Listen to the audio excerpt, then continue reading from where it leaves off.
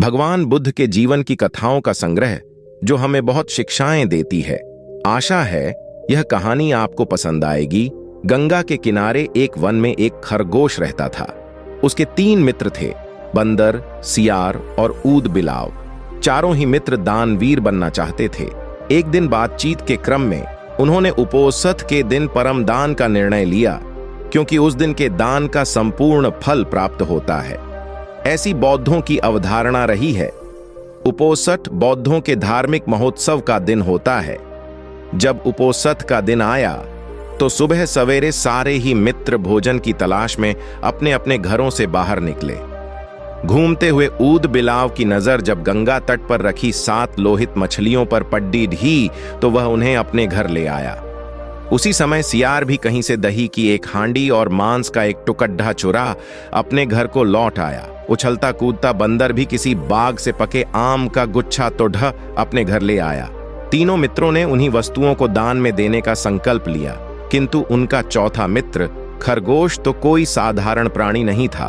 उसने सोचा यदि वह अपने भोजन अर्थात घास पात का दान जो करे तो दान पाने वाले को शायद ही कुछ लाभ होगा। अत उसने उपोषथ के अवसर पर याचक को परम संतुष्ट करने के उद्देश्य से स्वयं को ही दान में देने का निर्णय लिया।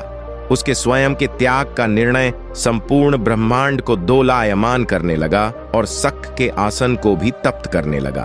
वैदिक परंपरा में शक को शक्र या इंद्र कहते हैं। शक ने जब इस अति अलौकिक घटना का कारण जाना तो सन्यासी के रूप में वह उन चारों मित्रों की दान परायणता की परीक्षा लेने स्वयं ही उनके घरों पर पहुंचे। ऊद बिलाव, सियार और बंदर ने शक को अपने अपने घरों से क्रमशः मछलियां, मांस और दही एवं पके आम के गुच्छे दान में देना चाहा, किंतु शक ने उनके द्वारा दी गई दान को वस्तुओं को ग्रहण नहीं किया। फिर वह खरगोश के पास पहुंचे और दान की याचना की।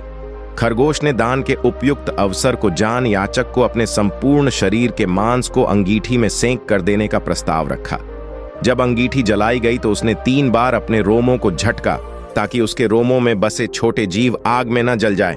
फिर वह बड़ी शालीनता के साथ जलती आग में कूद पड़ा। शक उसकी दानवीरता पर स्तब्ध हो उठे। चिरकाल तक उसने ऐसी दानवीरता न देखी थी और न ही सुनी थी। हाँ, आश्चर्य! आग ने खरगोश को नहीं जलाया, क्योंकि वह आग जादुई थी। शक के द्वारा किए गए परीक्षण का एक मायाजाल था। सम्मोहित शक ने तब खरगोश का प्रशस्ति गान किया और चांद के ही एक पर्वत को अपने हाथों से मसल चांद पर खरगोश का निशान बना दिया और कहा, जब तक इस चांद पर खरगोश का निशान रहेगा तब तक हे खरगोश, जगत तुम्हारी दानवीरता को याद रखेगा।